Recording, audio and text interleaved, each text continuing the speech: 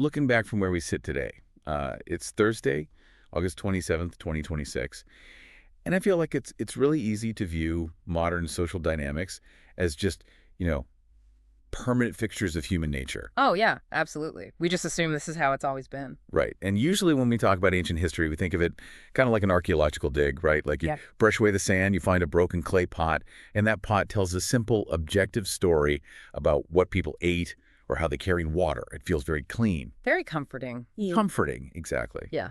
But that comforting illusion falls apart pretty quickly when you start examining the origins of our social structures. It really does. The objective truth regarding how humans organize themselves, especially how we construct gender dynamics, it gets buried under just millennia of deliberate political agendas. So the archaeological dig effectively turns into an active crime scene. An active crime scene, I love that phrasing. And that is exactly the mission for this deep dive today. We are exploring the historical and political roots of purity culture, the subjugation of women, male entitlement, and the ownership of female sexuality. Right. We really want to understand how these highly specific concepts became the default operating system for so much of human history. Yeah, and to answer this, we're pulling from a massive stack of historical and archaeological analysis. Primarily, we're unpacking Merlin Stone's groundbreaking historical work on ancient religions, alongside Leonard Schleyn's extensive observations on the conflict between word, image, and gender. And these analyses, I mean, they force us to completely re-examine the very foundation of Western civilization. Yeah. It requires looking at these tectonic shifts in early human theology and recognizing that the moral frameworks we inherited, they didn't just fall out of the sky fully formed. They were constructed. Right. But before we jump into the timeline, I do want to establish a really crucial impartiality disclaimer here. Good call. Yeah, because the historical analyses we're diving into, they make incredibly bold claims about the origins of major world religions, specifically Judeo-Christianity and Islam. And our mission here is not to endorse or attack any modern religious beliefs. We are simply here to impartially report on the content provided in these specific historical texts. We may just want to unpack the historical and archaeological arguments the authors are making about how ancient political power struggles shaped these founding texts. Exactly. We aren't taking sides. We're just conveying the ideas contained in the original source material. And keeping that analytical distance is so important because the timeline we're about to cover, it really challenges the foundational narratives that billions of people have grown up accepting as just absolute, untouched truth. Okay, let's unpack this, because as I was reading through this research, the most helpful way I could conceptualize what happened to early human society was to view it through the lens of a massive corporate hostile takeover. Oh, that's a really good way to look at it. Right. Like imagine a wildly successful legacy company. Then a new, highly aggressive management team swoops in, they buy up the controlling shares, and physically take over the headquarters. And they don't just fire the original founder. No. They completely scrub her from the company history. They rewrite the founding documents, alter the mission statement, and launch this massive PR campaign to make it look like she was actually the villain all along. Wow, yeah. And they do it so thoroughly that a few generations later, none of the employees even know she existed. The parallels to human theology there are just striking, because according to the archaeological record, for tens of thousands of years, stretching all the way from the Paleolithic era, so around 25,000 BC, up to roughly 3,000 BC, the supreme creator in the Near and Middle East was universally revered as female. Universally. Yes, the ultimate originator of the universe was a great mother. Which just fundamentally shatters our modern default assumption. Yeah. I mean, we are so accustomed to the cultural archetype of a male deity, you know, the father figure with the white beard sitting on a cloud, that a universal female creator sounds almost radical to us today. It does. How did those primitive societies arrive at a female creator as their absolute default? Well, it comes down to a fundamental anthropological theory regarding early human understanding of biology. Okay. In primitive pre-agrarian societies, the connection between sexual intercourse and reproduction wasn't fully understood. I mean, there's a long 9-month gestation period between the act of sex and the arrival of a baby. Right. So to early humans who hadn't mapped out that biological causality, it just appeared that women simply created life out of nowhere. Exactly. They were drawing it forth from their own bodies. They appeared to possess this miraculous divine power to manifest humanity. So when these early humans looked up at the night sky and wondered who created the universe, the only logical, natural assumption was that the ultimate creator operated the exact same way. She had to be a great mother. She had to be. Because maternity was the only verifiable parentage. You always knew who the mother of a child was. But fatherhood was essentially a biological mystery. Right. And that specific biological reality completely dictated their entire social and economic structure, didn't it? Completely. Because maternity was the only confirmed link between generations, these were matrilineal societies. The flow of civilization, descent, family names, property, wealth, it all passed down entirely through the female line, from mother to daughter. Wow. And this wasn't just some fringe, localized concept. This was the organizing principle of early civilization across vast geographical regions for thousands of years. The specific historical details regarding highly advanced civilizations like ancient Egypt and Sumer are just fascinating. Because we aren't just talking about early hunter-gatherers in caves here. No, not at all. In these complex urban societies, women owned property, they engaged in independent business, and had full legal autonomy to initiate marriage and divorce.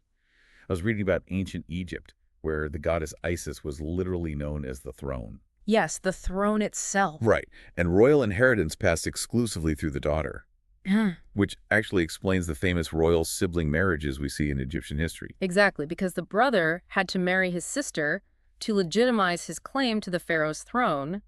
The royal bloodline legally and spiritually belonged to her, and that autonomy extended deep into the daily economic life of these empires too. Take the Sumerian civilization, which flourished in Mesopotamia. We have extensive cuneiform records detailing the lives of the Naditu. The Naditu, right. Yeah. These were women operating out of massive temple complexes in cities like Sippar, and they were essentially real estate moguls and financial executives. That is so wild to think about. It is. They inherited silver, they bought and sold vast tracts of agricultural land, managed estates, and acted as major creditors. They were lending money and charging interest. They possessed immense legal and financial independence, operating entirely outside the control of male guardians, which is just a stark contrast to later patriarchal societies, like ancient Rome, where a woman always legally required a male overseer. Yeah, when you read accounts from later Greek historians like Herodotus traveling to Egypt, you can sense their absolute shock. Oh, completely. Like Herodotus wrote with genuine bewilderment about how Egyptian women were out in the public marketplace conducting complex commercial transactions while the men were sitting at home weaving at the loom. Yeah. It just completely flips what modern society presumes are natural or biologically hardwired gender roles right upside down. And that historical shock really highlights how deeply ingrained our modern biases are.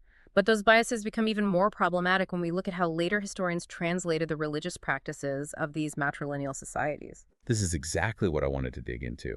Because whenever you watch standard historical documentaries or read older textbooks about these ancient goddess-worshipping cultures, they're almost universally diminished with the phrase fertility cults. Right. And the textbooks always make a point to mention temple prostitutes. Which is such a massive misrepresentation. That terminology represents an incredibly biased ethnocentric projection by later historians.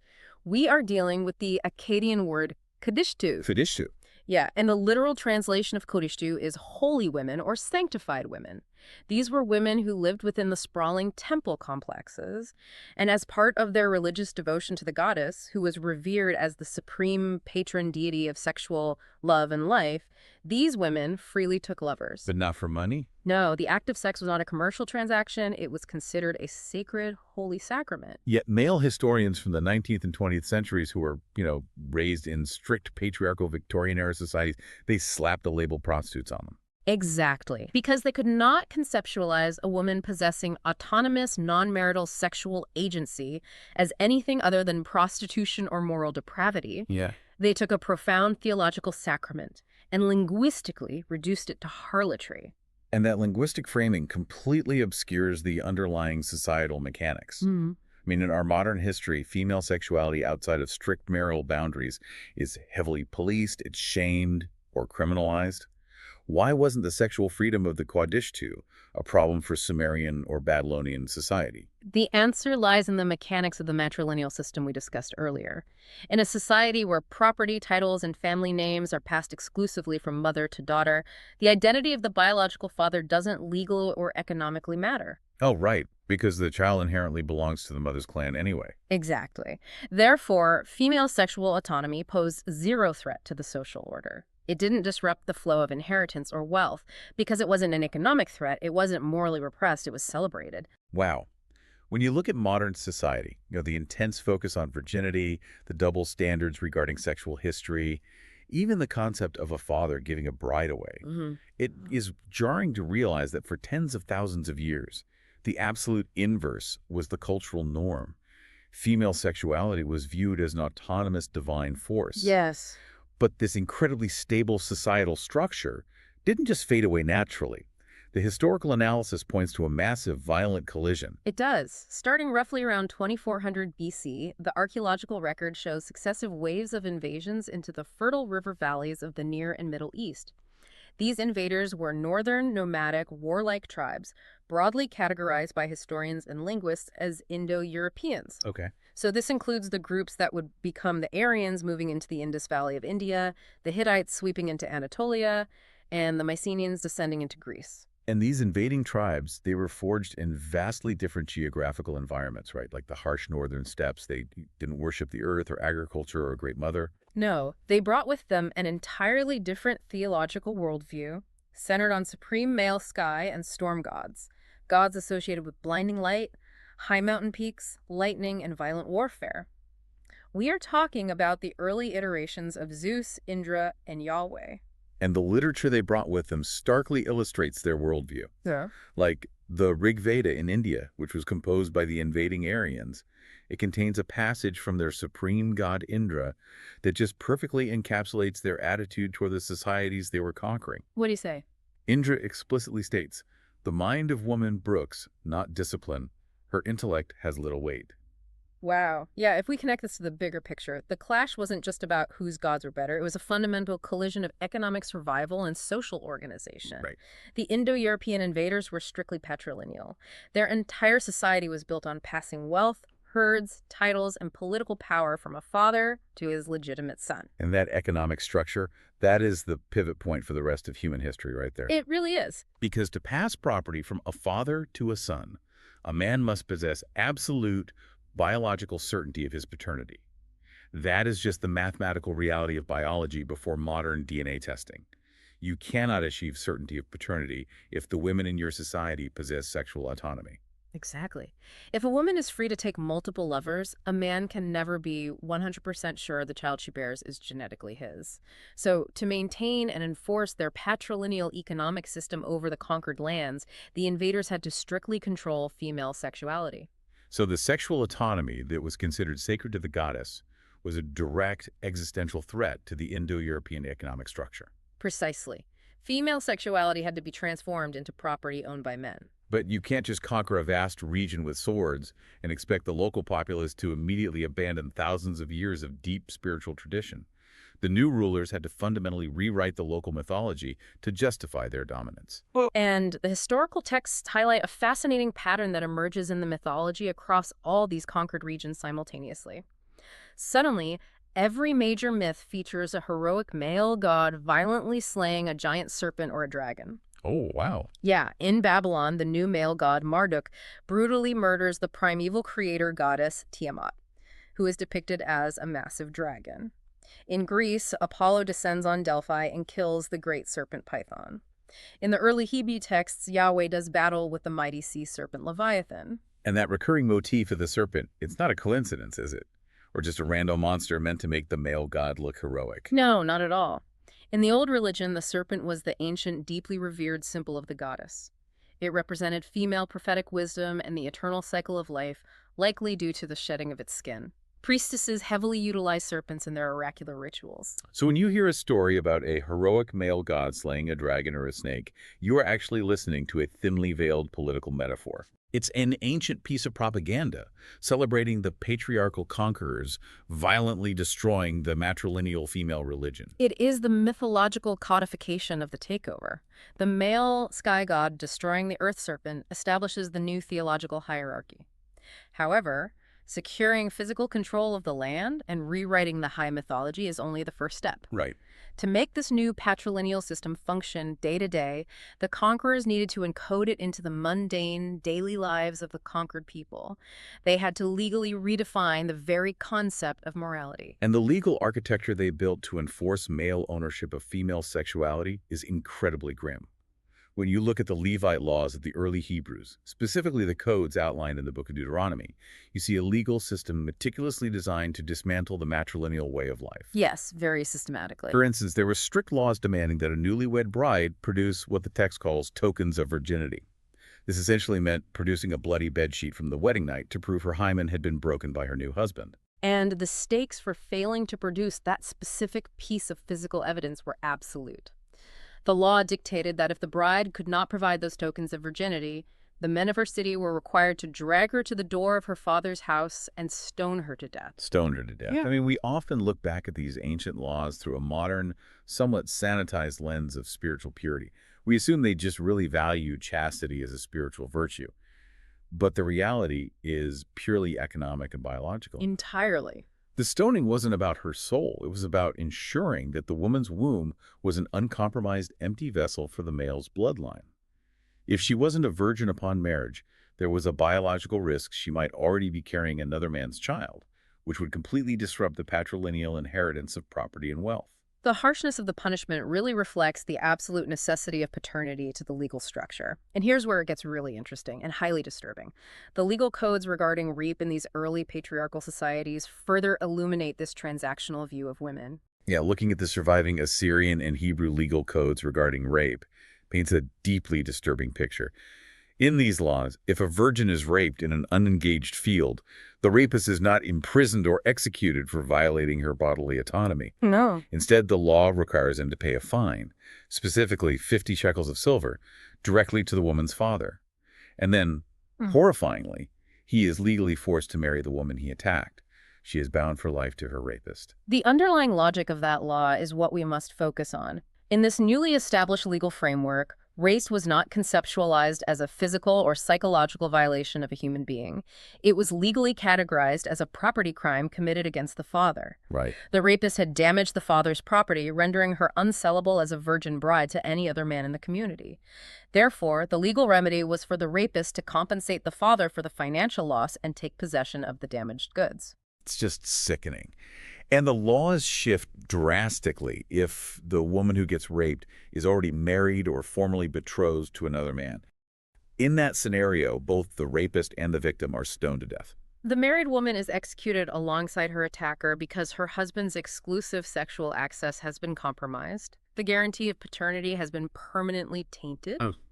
The patrilineal system could not tolerate any ambiguity regarding whose child a woman might bear, so the system eradicated the ambiguity by killing the victim. And the brutality of these legal codes just shows how hard the patriarchal rulers had to work to stamp out the old matrilineal ways. I mean, the historical texts track a centuries-long ongoing struggle against the remnants of the Kadishtu, those holy women of the temple. Yeah, the later prophets found in the Hebrew texts, figures like Hosea, Jeremiah, and Ezekiel, they waged a relentless rhetorical war against the old customs. They were constantly raging against what they furiously labeled the harlotry of the people. Because the local populations, and occasionally even their own kings, they continuously reverted to the old familiar religion.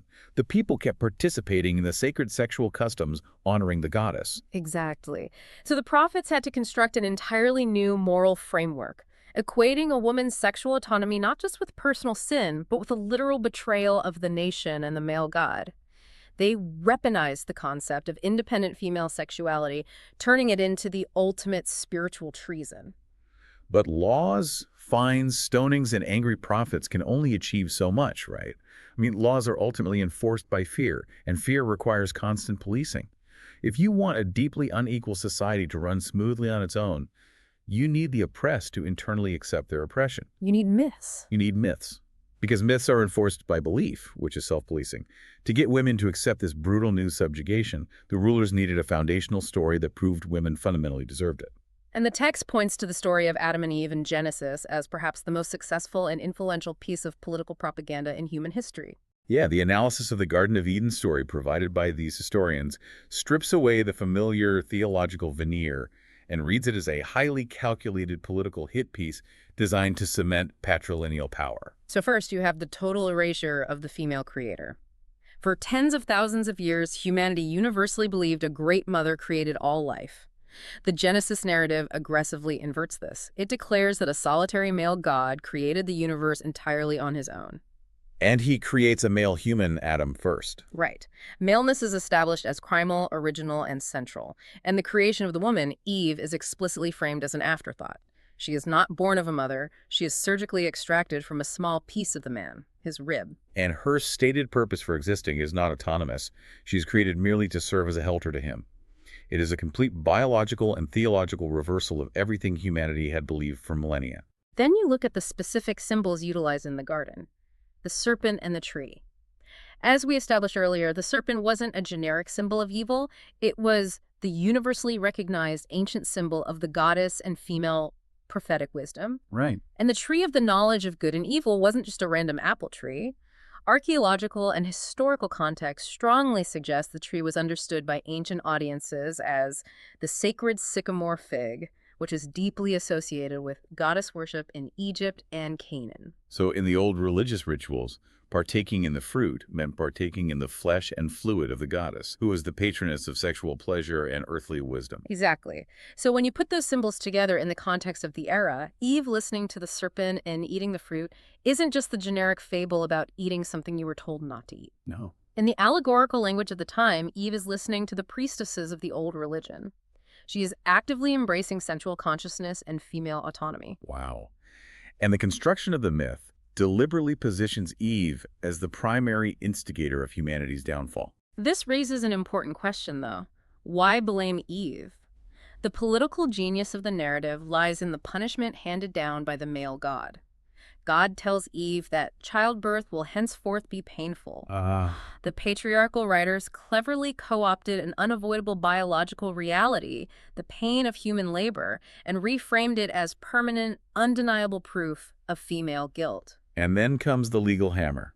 God declares to Eve, "Your desire shall be for your husband, and he shall rule over you." There it is. That line isn't just a narrative flourish. It is the divine mandate for male supremacy. It's like a rigged courtroom where the judge, jury, and executioner are all the same person, writing a permanent law that says, you are guilty forever, and therefore I get to own everything you have. It secured the patrilineal system perfectly. It wasn't enough to just pass inheritance laws. They successfully made women believe that the supreme creator of the universe had explicitly ordered their subjugation as a just punishment for their inherent gullibility and sinful nature. The myth programs society to believe that if a woman attempts to seek wisdom on her own or embrace sexual autonomy, she will inevitably bring ruin and death to humanity. What's staggering to me is how this ancient political smear campaign cast such a massive shadow over the rest of human history. The historical analysis traces how this early propaganda was inherited, codified, and aggressively weaponized by the massive empires and religions that followed. The Christian and Islamic continuation of these themes is incredibly apparent. The early architects of these faiths utilized the Adam and Eve myth to legally and socially marginalize women for centuries. The analysis points directly to St. Paul in the New Testament. He literally wields the Eve myth as a blunt instrument to enforce the silencing of women in the early church. He wrote to Timothy, "Let the woman learn in silence with all subjection, for Adam was first formed, then Eve. And Adam was not deceived, but the woman being deceived was in the transgression." Right, he is citing the ancient political propaganda as legal precedent to forbid women from holding any authority. And the codifications extend into Islamic texts as well. The historical analysis notes passages in the Quran stating that men have authority over women precisely because God made them superior and because men spend their wealth to maintain them. The theological justification and the economic control are woven together inextricably, and whenever local populations attempted to hold on to the old earth-based ways, the new management resorted to violence again. Yeah. The texts document how late Roman Christian emperors, like Theodosius in the 4th century, issued sweeping edicts ordering the total destruction of the great goddess temples, such as the magnificent Temple of Artemis at Ephesus. And the violent suppression didn't end in antiquity either.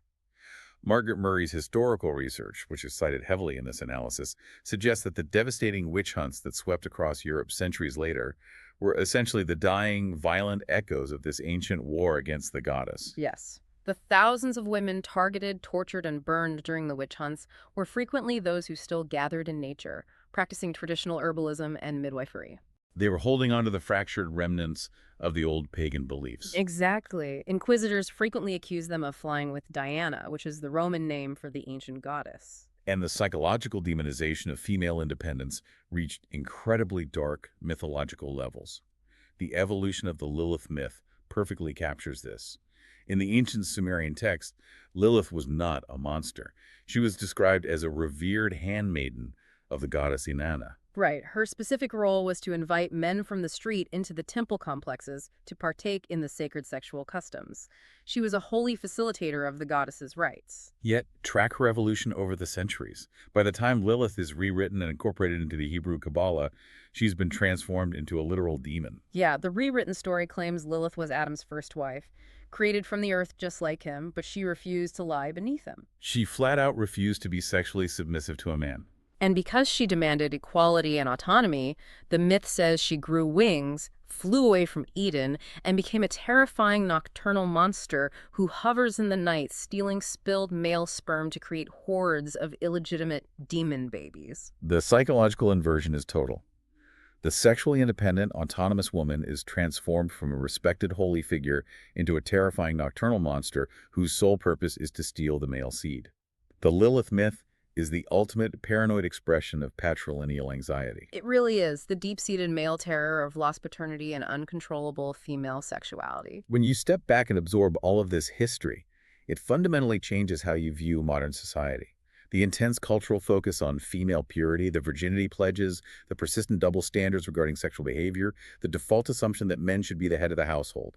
None of these are innate human instincts. No, the extensive archaeological and historical evidence strongly argues that these dynamics are not biological inevitabilities. They are the highly successful, lingering results of a 4,000-year-old political and economic campaign. A campaign specifically deliberately designed to strip women of their ancient economic and social power, so that invading patriarchal tribes could guarantee their bloodlines and consolidate wealth. We are still walking around in the aftermath of that ideological hostile takeover. To summarize the massive timeline we've just covered, we started in a world, a reality that lasted for tens of thousands of years, where women were viewed as the autonomous, divine creators of life. They owned property, they passed down their names, and their sexual agency was celebrated as a sacred act deeply connected to the rhythm of nature.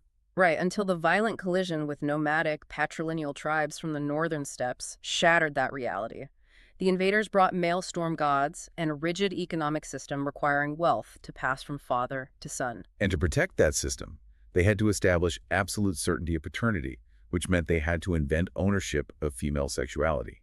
They instituted brutal legal codes that treated rape as property damage and punished female sexual autonomy with stoning and death, turning the female womb into highly guarded male property. Finally, to ensure this newly violently imposed order would last for millennia, they crafted the ultimate mythological propaganda.